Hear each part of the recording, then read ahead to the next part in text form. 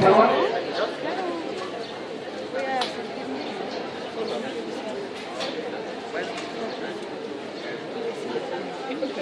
Buenos días. La educación es un factor indispensable para que la humanidad pueda conseguir los ideales de paz, libertad y justicia social. Jacques Delors. La Escuela Normal de los Reyes Acatlpan, a través del Departamento de Desarrollo Docente, tiene como meta académica promover programas de actualización, capacitación y habilitación para incidir en la capacidad y competitividad académica. Es por ello que ofrece estos espacios a los docentes del nivel básico, media superior y superior, y así como a los docentes y alumnos de esta institución. Sean todos bienvenidos a esta conferencia, Retos para la Formación de Profesionales de la Educación, impartida por el doctor Ángel Díaz Barriga. Integran el presidium el maestro José Noé Ortega Camacho, director escolar.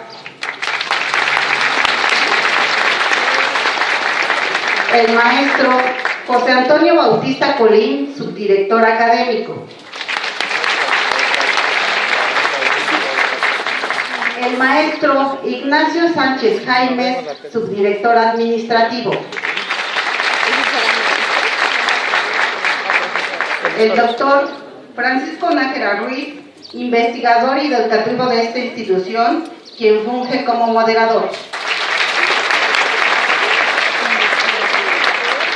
Y es un honor para mí presentar al doctor Ángel Díaz Barriga.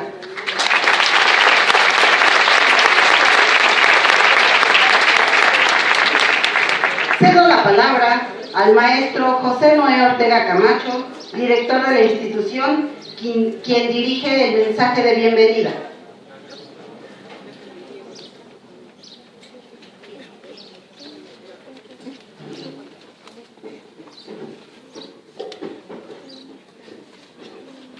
Muy buenos días a todos, sean ustedes bienvenidos. Doctor Ángel Díaz Barriga, sabemos las múltiples ocupaciones que tiene, hoy le damos la bienvenida más cordial, más afectuosa en la Escuela Normal de los Reyes. Saludo también a mis compañeros directores, supervisores, exsupervisores, directores personal de la dirección de normales, del sindicato de maestros, muy particularmente y especialmente también a los compañeros docentes que hoy nos acompañan, a los maestros en formación. Reciban este saludo cordial de bienvenida de la Escuela Normal de los Reyes, que se vuelve ese espacio para todas las dudas que hoy ustedes traen y que plantearán al doctor, que amablemente las habrá de responder. Es complicado que usted llegue a estos espacios, por lo cual yo le agradezco enormemente, es un gusto, le decía en la mañana, es un lujo tenerlo en esta su Escuela Normal de los Reyes. Sean bienvenidos todos y excelente mañana.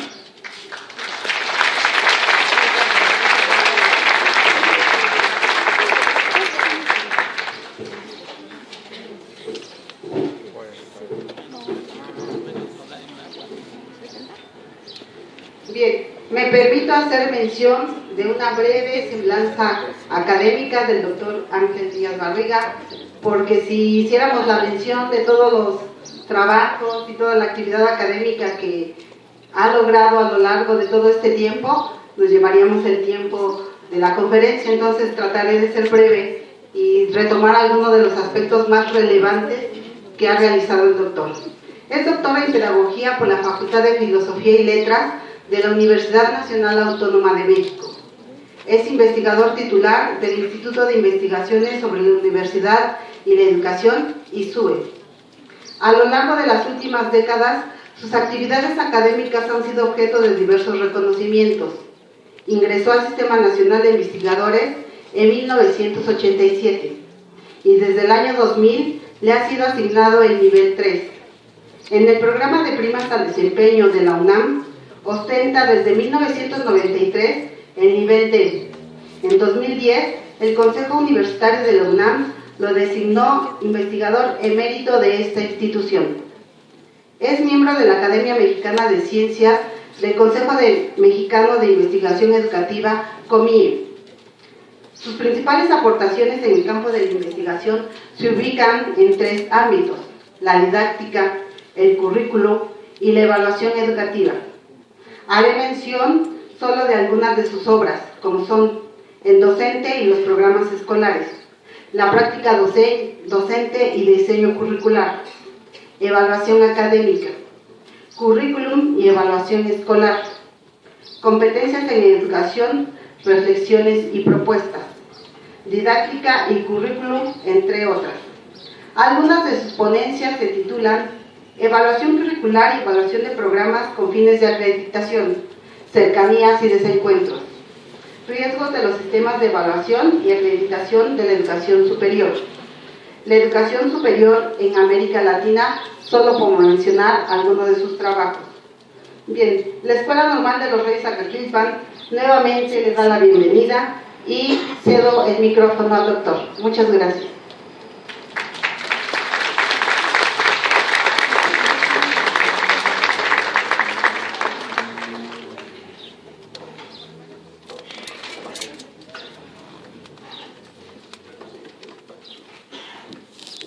Buenos días. Buenos días, doctor. Me da mucho gusto estar aquí con ustedes, compartir un rato sobre este tema, sobre profesionalización de maestros. Yo no alcanzo a ver cómo está la pantalla, de suerte que vamos a intentar irnos acoplando poco a poco. Siempre tenemos retos frente al trabajo que vamos realizando, pero le pediría por favor que pasara a la siguiente.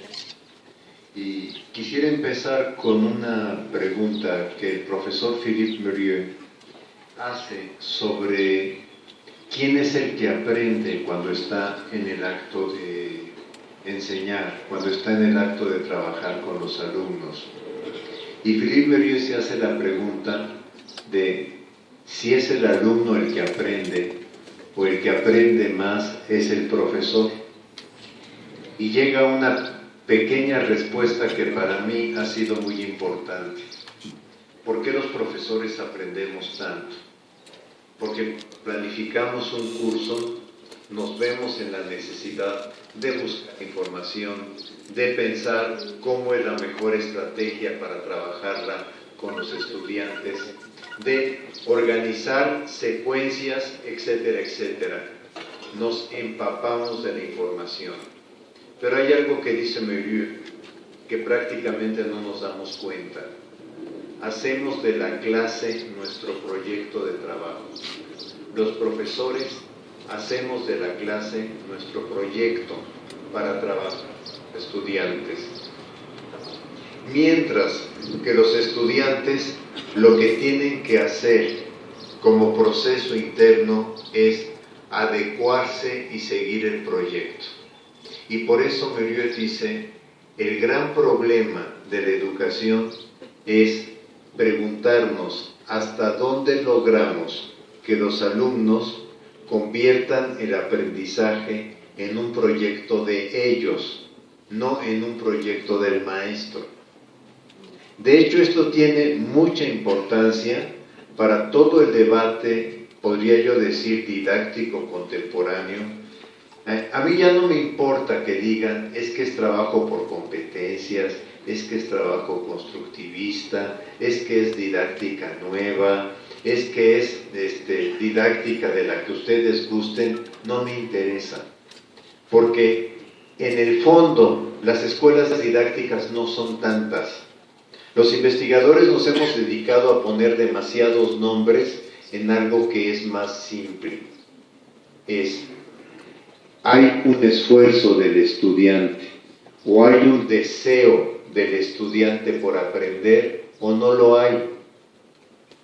A mí que me gusta trabajar autores viejos, yo les digo que Comenio, el fundador de la didáctica, 1657, decía: el alumno aprende a través de su deseo que no puede ser impuesto. 1657. No usó la palabra motivación, No usó la palabra, denles un punto más a los que hagan esto. No, usó una palabra mucho más compleja, deseo. Y cuando uno desea algo, a veces se los digo a mis alumnos, cuando ustedes desean un smartphone, ustedes hacen muchos esfuerzos por lograr tener el smartphone, porque es algo que desean. El tema es, ¿ustedes desean aprender en este curso o no desean aprender?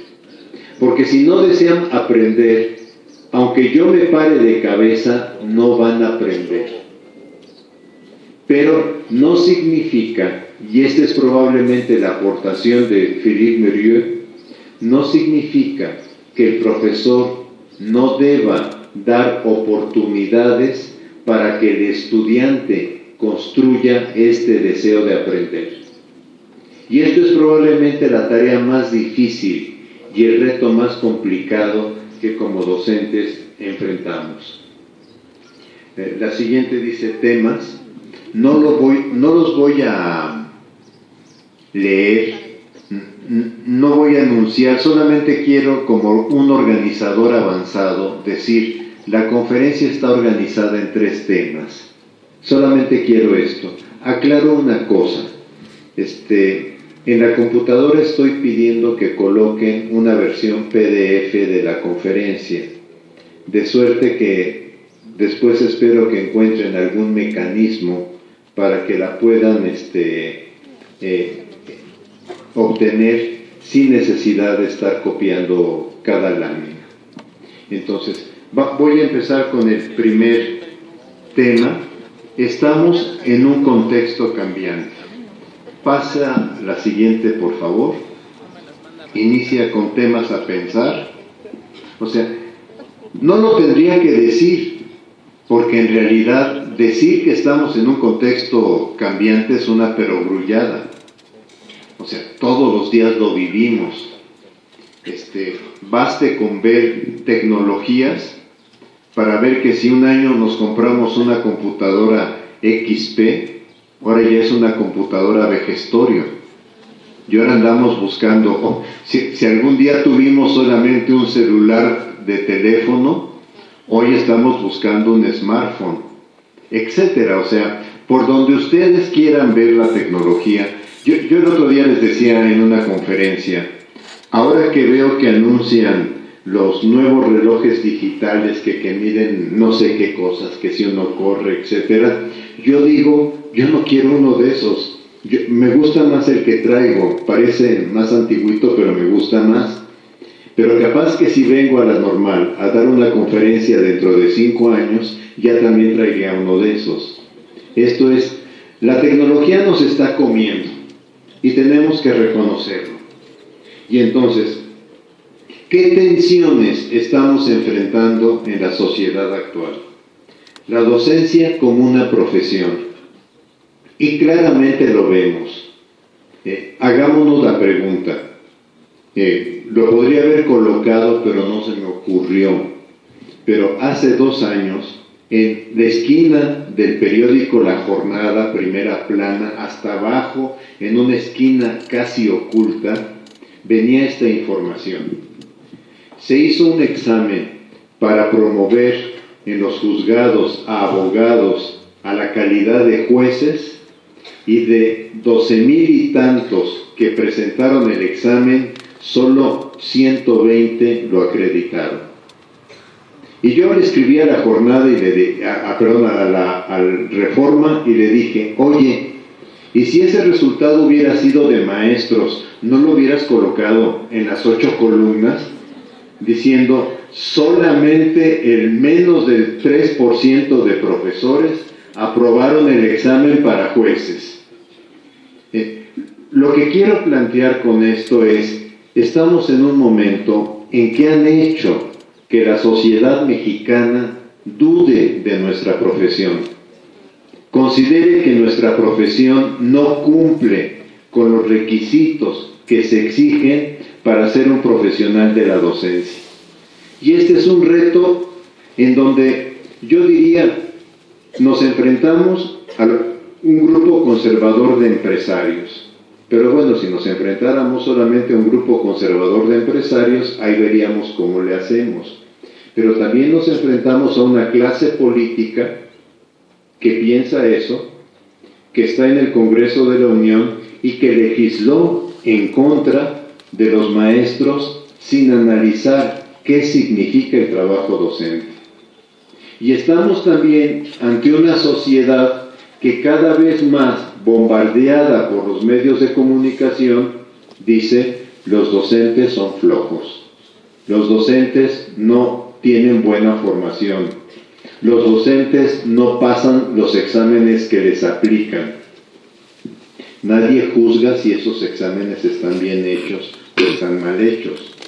Nadie juzga las preguntas de esos exámenes que en México parecen ser más secretas que cualquier secreto de la CIA. Esto es, PISA, que aplica el examen de 15 años, ha publicado en su página 300 preguntas para que conozcamos todos qué tipo de preguntas hacen. Pero el examen de desempeño no conocemos más que las preguntas que los profesores nos comentan porque recuerdan que les llamaron la atención cuando aparecieron en el examen. Preguntas, muchas de ellas absurdas. Y esto tendría uno que poderlo reconocer. ¿Cómo enseñaría geografía a un grupo de sus alumnos que el 70% de ellos tiene baja calificación? ¿Qué estrategia se daría? Pues si yo no tengo alumnos de carne y hueso, no me daría ninguna estrategia. Ninguna se me ocurriría. Todas me parecerían absurdas. Porque solo teniendo a mis alumnos, viendo que mis alumnos no están rindiendo lo que yo espero, es como yo puedo pensar como reto para mi trabajo qué voy a hacer para las siguientes sesiones. E incluso qué voy a hacer en esta sesión. Cuando trabajo con alumnos de la licenciatura en pedagogía en la UNAM, de repente me dicen: oiga, pero ya nos cambió la estrategia, ya cambió la estrategia con la que empezó la sesión de clase. Y yo les contesto: ¿y por qué creen que la cambié? Porque ustedes están estudiando, además, didáctica conmigo. ¿Por qué creen que la cambié? Y evidentemente la cambié porque estoy percibiendo que el resultado que estoy esperando no lo estoy obteniendo. Pero ¿dónde lo hago? Lo hago en la interacción. No lo hago solamente en una hoja de papel pensando qué voy a hacer en la siguiente semana. Evidentemente también hago eso, pero no siempre lo que pienso en una hoja de papel, cuando estoy frente a los estudiantes, lo puedo trabajar como lo pensé. Y ahí viene la segunda cuestión. La docencia es una función intelectual y académica, y debemos reconocernos: somos intelectuales. Esto es, somos intelectuales que pensamos en formación, en aprendizaje, en temas de contenidos a trabajar, que pensamos en los otros. La docencia es una profesión profundamente utópica y profundamente generosa. Yo puedo tener 20,000 dificultades personales, pero no se las puedo trasladar al alumno. Puedo estar enojado con mi director, con mi supervisor o con mi pareja, pero eso no significa que yo se lo voy a rebotar al alumno. No significa que lo deje fuera, porque nosotros no nos podemos partir, somos seres humanos que no nos partimos. Pero significa que cuando estoy con mis alumnos, me debo al trabajo que hago con mis alumnos. Es más, muchos docentes decimos: cuando estuve en clase hasta se me olvidaron mis problemas. ¿Por qué? Porque me involucré intelectualmente en lo que tenía que hacer. Y, por último, la docencia es un gran tema en la sociedad del conocimiento. Probablemente es lo que el mayor cambio que hoy deberían exigirnos a los profesores es que nos adecuáramos a la sociedad del conocimiento. Porque la sociedad del conocimiento, y yo lo veo, tengo oportunidad de tener una pequeña casa en una comunidad rural, y yo veo en esa comunidad rural, con los niños de la señora que hace las tortillas, que le piden el smartphone a su mamá, y los niños de 3, 4 años están jugando con el smartphone, están haciendo cosas con el smartphone. Un compañero psicólogo me dice en la facultad, fíjate, le di a mi hija el smartphone que ya no me servía, mi hija no sabe hablar y de repente descubro que ya descubrió cómo darle instrucciones verbales al smartphone para que haga cosas. Dice, tiene 4 años. Es muy interesante esto. Hay un cambio en la manera de pensar de los que vamos a llamar millennials. Hay un cambio en su forma de aprender y la escuela no puede seguir con lápiz y papel, con cuaderno, etc.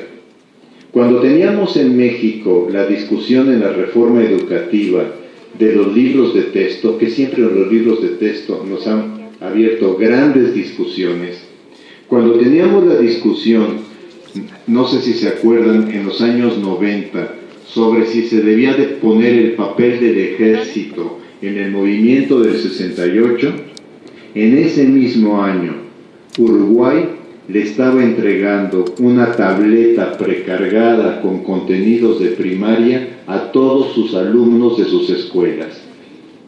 No a los de 5º grado, a todos los alumnos de las escuelas les estaba entregando una tableta con programas precargados. ¿Qué quiero decir? No estaban discutiendo si deben incorporarse tal hecho de la historia o tal otro hecho de la historia. Cuando llegas a que el alumno acceda a Google, no puedes controlar el contenido. Cuando el alumno tiene acceso a Google, como nos pasa con muchos de ustedes como estudiantes, ustedes bajan la información de donde encuentran información que les es útil, funcional y adecuada, aunque no venga en lo que en la clase se ha trabajado. Entonces, estamos ante un nuevo escenario que de alguna manera nos está exigiendo muchas cosas, y ya no voy a tratar esta lámina porque de alguna manera la abordé en la lámina anterior, pero estamos en un escenario donde por todas partes, o sea, si antes la escuela o el aula era un lugar escondido, voy a decir escondido en el sentido de yo cerraba la puerta de mi salón de clases y nadie más que mis alumnos y yo sabíamos lo que pasaba dentro del salón de clases. Hoy los alumnos nos toman fotografías en el smartphone y nos las mandan por todas partes. Hoy los alumnos nos hacen memes, etcétera. O sea, esto es, hoy la escuela dejó de ser ese espacio privado que solamente teníamos docentes y alumnos para convertirse en un espacio público. En ocasiones, de alguna manera, esto puede ser algo peyorativo, nos pueden hacer un meme agresivo.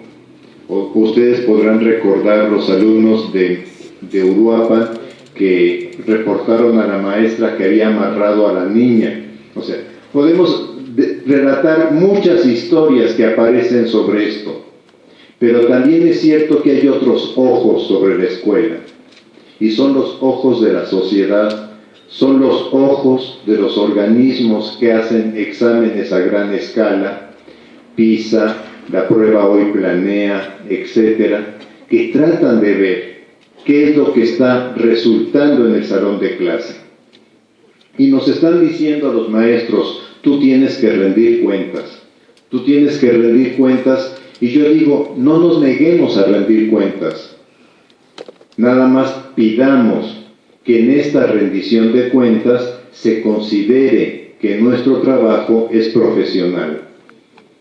Y que así, fíjense cómo sería un hospital en la sección de cardiología que dijera: si en esta sección de cardiología se muere un paciente de cardiología, empezamos a sancionar a los médicos. Ningún médico aceptaría trabajar ahí. Y no aceptaría trabajar porque la salud del paciente no depende 100% del médico. Yo espero, como paciente, que él tenga todos los conocimientos que me ayuden a mejorar.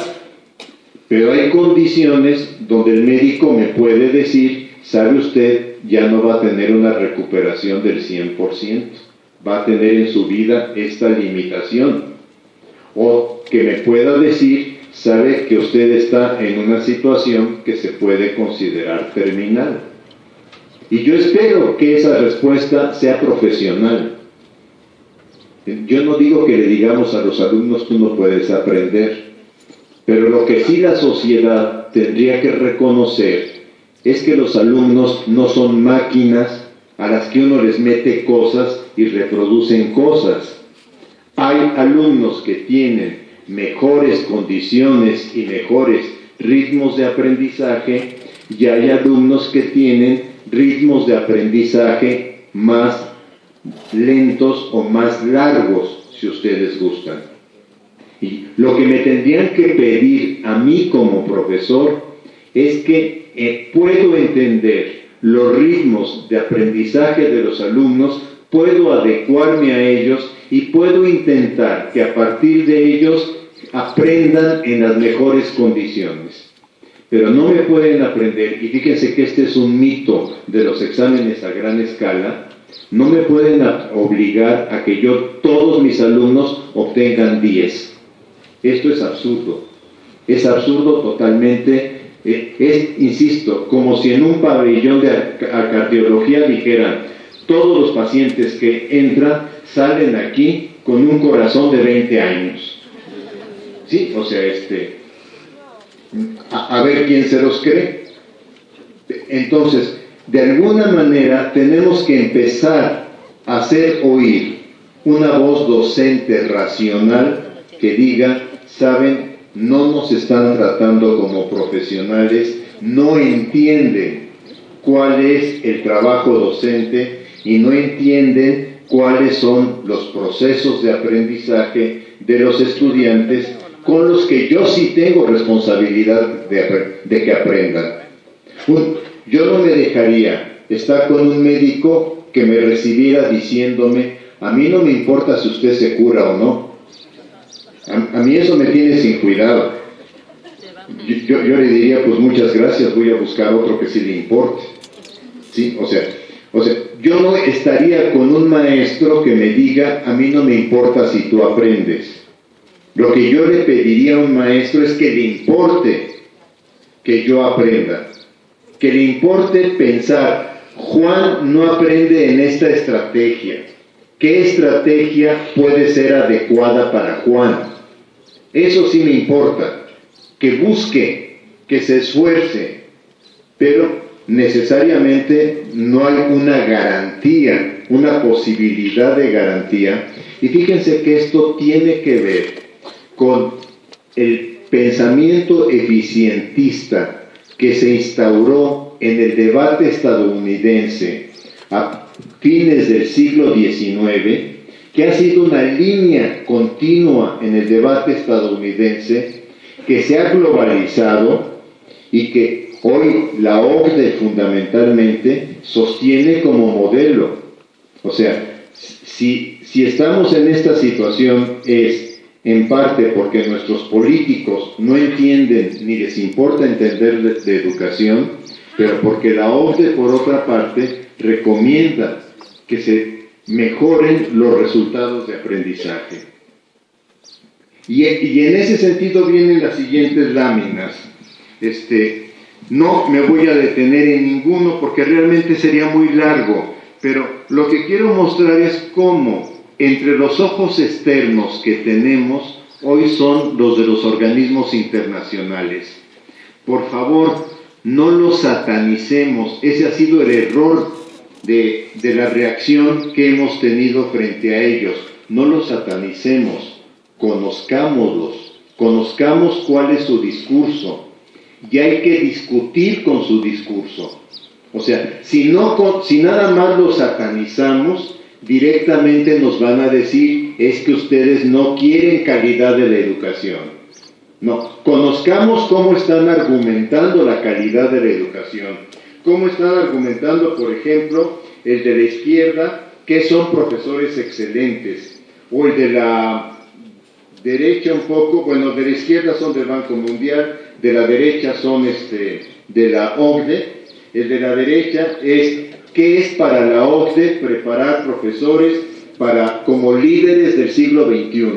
Conozcamos qué es lo que nos están diciendo, pero al mismo tiempo que debemos conocer qué nos dicen, empecemos a construir argumentos para decir, a ver, señor de la OCDE, aunque usted sea Gurría y aunque usted haya salido del grupo de neoliberales mexicanos, etcétera, a ver, señor Gurría, entienda que nuestro país no es ni Suiza, ni Francia, ni Alemania, que nuestro país tiene otras condiciones, otros procesos, entiéndanos, ¿sí? Y desde que nos entienda, entonces déjenos pensar un proyecto de educación que sea más asertivo para lo que necesitamos en nuestro medio. Hay cambios radicales en nuestros alumnos. Nuestros alumnos, todos nuestros alumnos, son nativos digitales.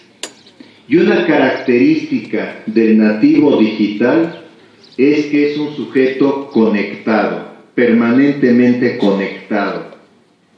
En un estudio que leí el año pasado de España, me llamó mucho la atención que el estudio dice, ¿cuál es el peor castigo que un padre de familia le puede imponer a un adolescente de 12 a 15 años? ¿Cuál es el peor castigo que le puede imponer? Dice, quitarle el smartphone una semana. Porque al quitarle el smartphone una semana, le quita su contacto con redes sociales, le quita Face, lo quita del mundo, ¿no? Lo desaparece del mundo. Y ese mismo estudio dice, los adolescentes dicen, yo uso el smartphone para que mis padres me puedan localizar y contestarles el teléfono, y lo uso para comunicarme con mis amigos. Y en un estudio que hice en la UNAM el año pasado, donde se incorporaron tabletas para trabajar con los estudiantes, cuando les preguntaba a los profesores, ¿el proyecto debe seguir? Los profesores me decían una cosa que me llamó mucho la atención. Sí, pero que les quiten la posibilidad de usar Face y la posibilidad de conectarse a Google. O sea, sí, pero que maten la tablet. Sí. Y yo me quedé pensando, ¿a poco nuestra generación, me refiero a mi generación, ¿a poco nuestra generación nunca nos distraíamos en el salón de clase? Nunca pensábamos, esto que está diciendo el profesor realmente no lo creo. No, nunca nos pasaba por la cabeza, éramos muy... ¿A poco no? Cuando se nos olvidaba mandarle un recadito a alguien, Juanito, te espero a la salida, hacíamos el recadito en el papel, lo doblábamos y por favor pásaselo a Juanito. Éramos muy ordenaditos, no hacíamos eso. Entonces, hoy que los estudiantes tienen tecnologías para hacer eso y muchas cosas, nos da miedo. Y cuando le pregunté a los estudiantes, oye, ¿por qué en clase te vas a Face? Sin fallar dieron una respuesta. Cuando me aburre. Sin fallar dieron una respuesta. Cuando me aburre, me voy a Face. Sí, entonces, estamos en una generación que piensa de otra manera, que son capaces además de desarrollar multitareas, con una atención dispersa, con la importancia al color, al movimiento. Recuerdo un profesor que me dijo, mira, yo estaba seguro que un alumno estaba en otra cosa, en su tableta andaba en otra cosa, y le hice la pregunta para evidenciarlo, ¿y qué crees? Que me respondió. Sí, o sea, son sujetos que se mueven en múltiples formas. ¿Saben por qué? Porque desde la didáctica magna nos enseñaron a los profesores, y eso es lo que les seguimos enseñando a ustedes, y tenemos que tener cuidado, les enseñamos, abran por favor el libro de historia en la página 32. Y quiero que en el tercer párrafo me digan cuál es la idea principal que el autor está trabajando. O sea, nos enseñaron a que el pensamiento debe converger y que todos los alumnos deben de estar viendo lo mismo. Comenio decía, si lo han leído, el profesor debe de ser como un sol que sale para los estudiantes, un sol que ilumina a todos. ¿Sí? Entonces, sin utilizar la palabra pensamiento convergente, nos dijeron todos tienen que estar pensando lo mismo. Comenio festejaba que hubiera aparecido la imprenta, decía, porque todos los alumnos van a poder tener el mismo libro. Y resulta que hoy todos los alumnos pueden tener el mismo acceso a Google. Pero que cuando tienen el acceso a Google van a encontrar muchísimas cosas. Unas que están de acuerdo con lo que el docente dice, otras que van más allá de lo que el docente dice y otras que lo contradicen. Y entonces tenemos que aprender a trabajar de otra manera. O sea, tenemos que aprender a trabajar con lo que los psicólogos llaman pensamiento divergente. Cada alumno va armando sus rutas de aprendizaje. O sea, si yo pensara una reforma educativa que México necesita en este momento, yo diría, no es tanto en planes de estudio, no es tanto en planes para la normal, mucho menos es en evaluaciones. Lo que necesitamos es generar una didáctica con tecnología, una didáctica apoyada en tecnología. No la tecnología, o sea, la tecnología no resuelve nada. Yo no sé usar mi smartphone, traigo mi smartphone, no lo sé usar y no por traerlo lo voy a saber usar. Cada vez que me atoro, llamo a uno de mis estudiantes y le digo, ya me atoré. Cuando esta cosa se me pasmó, muy bien, la cerré, esperé que llegara mi estudiante y le dije, ¿qué crees que pasó con esta cosa? Se pasmó, ni abre ni cierra. Y en menos de 3 minutos me dijo, ya está, profesor. ¿Qué tenía? Pues nada más hice esto y aquello. No leyó ningún manual, no abrió ninguna cuestión tecnológica de qué se hace, cómo se hace. Ellos tienen una especie de, yo diría, instinto, no es la mejor palabra, y le empiezan a picar por todos lados hasta que lo resuelven. Y no les da ningún conflicto, ya está. Si le vuelve a suceder, hágale esto y si no me llama. ¿Sí? O sea, porque ¿saben qué está pasando en esto? Primero, que se cree que por darle tabletas a los niños de quinto ya va a funcionar. No va a funcionar por darle tabletas. Como no funcionó en ciclomedia. Porque el tema es otro. No estoy diciendo no a la tecnología. El tema es cómo, y aquí probablemente me refiero más a los jóvenes que están en la normal, porque a ustedes les va a tocar ese cambio. Cómo los profesores podemos construir con conceptos didácticos el uso de la tecnología. Es otra cuestión. ¿Cómo armamos con conceptos didácticos el uso de la tecnología? Me espanté hace 2 días, no lo he bajado, bueno, hace como 15 días, no fue hace 2, no lo he bajado, un reporte de UNESCO que dice, las tecnologías no han mejorado el aprendizaje. Pues sí, las tecnologías solitas no van a mejorar el aprendizaje. No son cosas mágicas que hagan que las personas aprendan. Las tecnologías requieren que las usemos de manera didáctica. Voy a dar un ejemplo.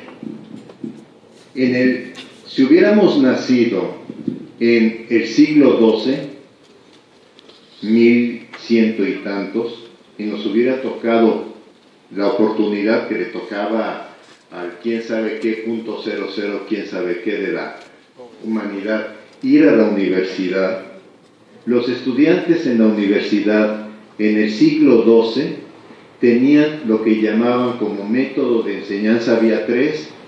Uno de esos métodos era la lectura comentada. O sea, alguien leía en voz alta y los demás comentaban. ¿Por qué tenían lectura comentada en el siglo XII?